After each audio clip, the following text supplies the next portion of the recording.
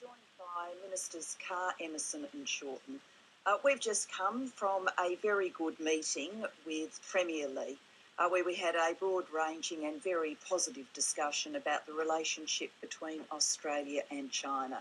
I have been delighted across my meetings this week with the President and with the Premier about their evident commitment to the Australia-China relationship and, in the words of the President, to taking that relationship to a new level. I came here with the highest level political delegation ever fielded from Australia to China. We came at the time when the new leadership in China had just emerged and was settling in, and we have had, through discussions and work, a breakthrough in the relationship between our two countries. We have had a very good week for Australia here in China.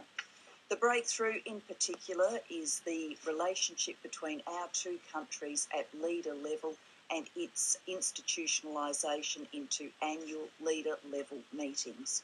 We've agreed to an enhanced ministerial dialogue, which means each year there would be structured annual leaders' meetings to give strategic direction to this incredibly important relationship for our two countries. We've also agreed to enhance ministerial dialogue to support the work of leaders, and that will include an annual foreign and strategic dialogue led by the Australian Minister for Foreign Affairs with the Chinese Minister for Foreign Affairs. And there would also be an annual strategic economic dialogue led by the Treasurer and the Minister for Trade, and on China's side by the Chair of the National Development and Reform Commission.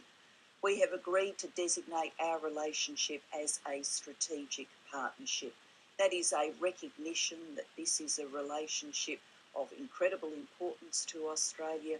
It's broad, it's deep, it's complex, and it's a relationship we intend to keep focusing on very strongly into the future, including through these new dialogue arrangements. In terms of a strategic partnership from China's side, this is a relationship between us and China in terms of the annual dialogue. This is a relationship that they have with very few countries around the world. This is a significant breakthrough, and I'm very pleased to be able to announce it today. We have achieved other important outcomes this week. We've strengthened the future of the trade relationship through direct trade of our two currencies on the Chinese mainland. We've bolstered business-to-business links, and I've been pleased this week to see so many senior Australian business people here in China, great Australian companies pursuing work here in China, and I've been very pleased too to meet their Chinese counterparts who are also making a strong contribution to our economic relationship. We focused as well on the all-important people-to-people links by launching an Australia Week in China to promote tourism and to promote the images of Australia in this country. We've committed ourselves to work together on the shared challenge of carbon pollution and climate change through a carbon trading experts group. We've agreed to work together to deliver aid in the Asia Pacific to respond to challenges like drug-resistant malaria. And we will also strengthen defence cooperation through a strategic policy and military capability planning exchange. These outcomes will well and truly build the truly comprehensive relationship with China we envisaged in the White Paper, the Australia in the Asian Century White Paper, our national plan for the future, which we announced last year. There are few countries more important to us than China. The outcomes we have achieved this week are a real investment in our future for all Australians. I'm very glad that we've had such a successful visit.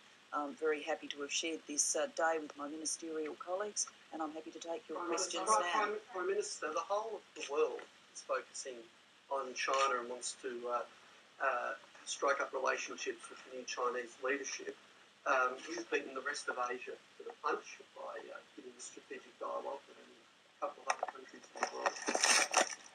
How does it feel to export that sort of coup and put Australia right at the forefront of this relationship? Well, I'm obviously pleased for our country. This is an important important step for Australia, which is why I say this has been a good week for Australia.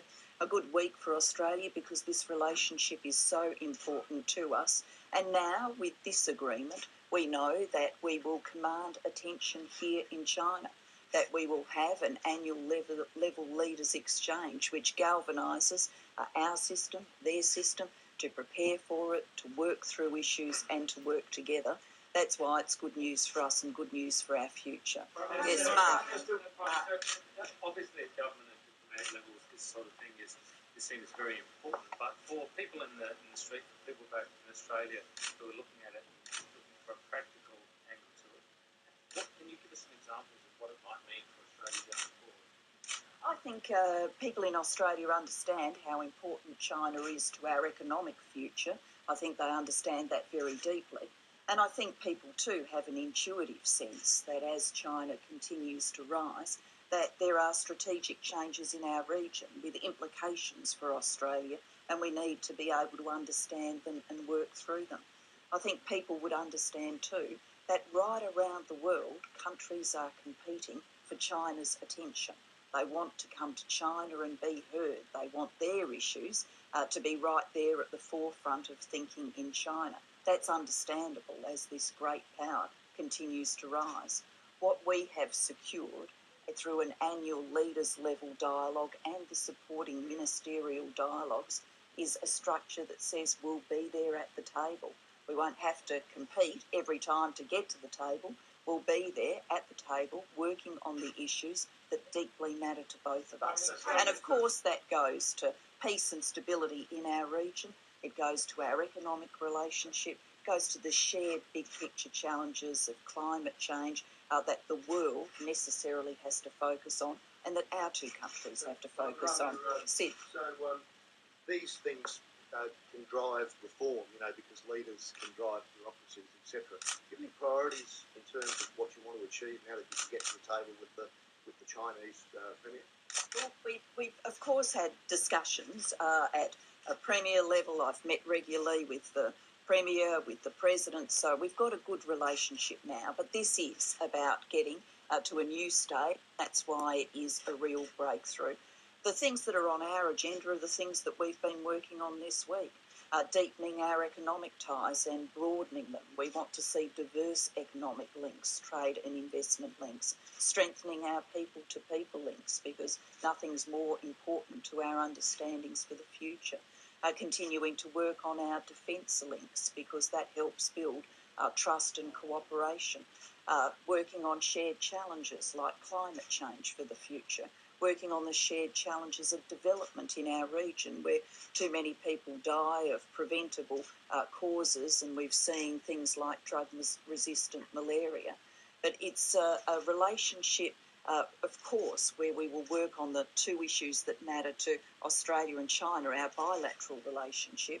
But as we aspire to make this a more and more comprehensive relationship, it's also about what we can do together, working within our region and within the world, structures like the East Asia Summit and the G20 and APEC, where we work together. Yes. Can you give us a background as to how this came about? When did you first start working on it?